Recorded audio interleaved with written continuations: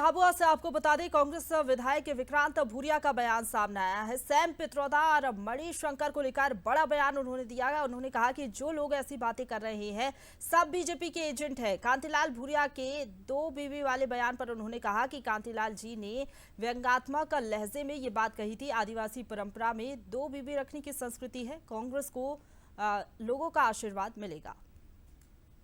मध्य प्रदेश के चौथे चरण में सबसे ज्यादा चर्चा का विषय बनी हुई है झाबुआ रतलाम लोकसभा, क्योंकि कांतिलाल भूरिया यहां से चुनाव मैदान में है। पहले भी चुनाव जीते हैं। भारतीय जनता पार्टी ने एक नई प्रत्याशी अनीता नागर चौहान, जो कि जिला पंचायत की अध्यक्ष हरिराजपुर की, उनको प्रत्याशी बनाया। मेरे साथ डॉक्टर विक्रांत भूरिया है, झाबुआ के विधायक है। विक्रांत जी, कहाँ देख रहे हैं अब चुनाव? अब तो बिल्कुल लास्ट के कुछ घंटे बचे हैं और एक युवा चेहरा सामने है, अनुभव के सामने। देखिए, यहाँ 2 चीजें मैं स्पष्ट करना चाहूंगा। जिस तरह से भूरिया जी का 45 साल का अनुभव है और 45 साल की राजनीति में उन पर एक भी दाग नहीं लगा।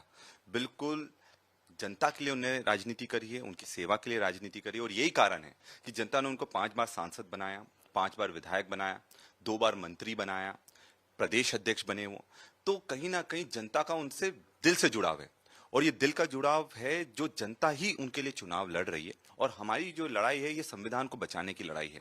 पूरे देश में संविधान को बचाने की लड़ाई है, ताकि हम लोग जो सबका अधिकार है उसको बचा सकें। और हमें पूरा विश्वास है कि जनता हमारे साथ खड़ी है, कार्यकर्ता हमारे साथ खड़े हैं।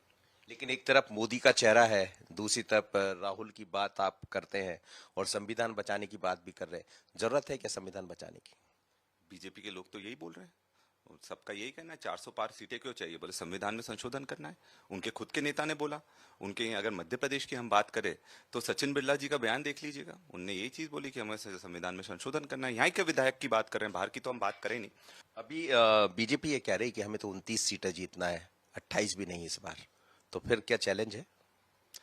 देखिए, बीजेपी तो हर बार ये कहती है, बड़ी बड़ी बातें करती हैं, पर हकीकत इस बार बहुत कोसों दूर है। जिस तरह से प्रधानमंत्री जी के हम भाषण सुन रहे हैं, वो एक प्रधानमंत्री के भाषण नहीं है।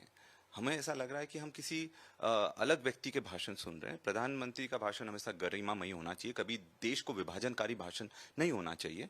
और मैं सम्मान करता हूँ, देश के प्रधानमंत्री हैं, तो मैं चाहूंगा कि लोग देख रहे हैं कहीं ना कहीं एक बौखलाहट है, बीजेपी में घबराहट है, कोई गारंटी नहीं ले पा रहा है। पहले 400 पार बोल रहे थे, अब कौन सा नेता इनका 400 पार बोल रहा है? 2 हफ्ते से सब नेताओं के भाषण से 400 पार खत्म हो गया, क्योंकि वो जान रहे हैं पहले 400 से 300 आ गया, अब 300 से 200 पर आ गए। और इनकी हकीकत ये है, जमीन पर इनकी 200 से ज्यादा सीटें भी नहीं आ पा रही हैं। और जब 200 से ज्यादा सीटें नहीं आएंगी तो सरकार कैसे बनेगी? कई सैम पित्रोदा आ जाते, परेशानी खड़ी कर देते, बयानों को लेकर बीजेपी उसको उठा लेती। अब मणिशंकर आ गए, वो कह रहे हैं कि पाकिस्तान के पास एटम बम है। तो ये इस तरह के बयान आते तो नुकसान तो नहीं पहुंचाते? आप देखिए ना, अत्याचार में नंबर 1 बन गया है। मध्य प्रदेश की हम बात करें, मध्य प्रदेश में क्या स्थिति हो गई? आदिवासियों पर अत्याचार में मध्य प्रदेश नंबर 1 है, महिलाओं पर अत्याचार में नंबर 1 है। तो इन चीजों की बात वो क्यों नहीं करते हैं?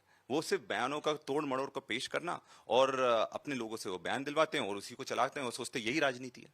चलिए, विक्रांत भूरिया है, बहुत ही युवा नेता है, युवा कांग्रेस के अध्यक्ष भी रहे हैं, लेकिन अभी हाल ही में उन्होंने उसको रिजाइन भी किया है।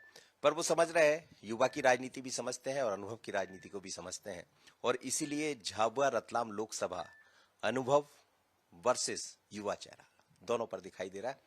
होगा क्या, तो आप और हम दोनों को इंतजार है। पर कुछ ऐसे मुद्दे हैं जिन्हें लेकर वो कहते हैं कि जो काम कर रहे हैं वो एजेंट है बीजेपी के। हसनी के साथ मनोज सनी, बंसल न्यूज झाबुआ।